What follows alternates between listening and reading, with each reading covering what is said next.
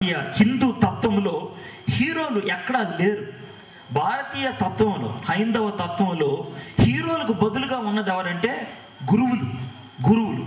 గురువు అన్న 2 అక్షరాల పదానికి అర్థం గు అంటే అంధకారం, రు అంటే వెలుగులోకి నడిపించేవాడు. చీకట్లో ఉన్న వాళ్ళని వెలుగులోకి నడిపించేవాడు గురువు.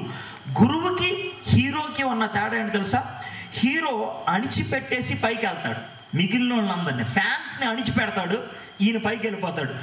హీరోకి ఫ్యాన్కి చాలా దూరం ఉంటుంది. నువ్వు ఎంత పెద్ద హీరో అయితే కనుక ఫ్యాన్లు అంత దూరం ఉంటారు. నువ్వు చాలా ప్రముఖమైన హీరో అనుకో, 50 మంది నీ చుట్టూ ఉంటారు. అంటే ఎవరు నీ దగ్గర ఉండడానికి. అది జరిగేది. నువ్వు ఎంత గొప్ప హీరో అయితే అంత దూరం అయిపోతావు మనుషులకి. కానీ గురువులు అట్లా కాదు. నువ్వు ఎంత పెద్ద గురువు అయినా నీ చుట్టూ నీ శిష్యులు ఉంటారు, నీతో పాటు నీ శిష్యుల్ని తీసుకొని వెళ్తూనే ఉంటావు. కాబట్టి మనకు కావాల్సింది గురువు, అంధకారంలోంచి వెలుగులోకి నడిపించే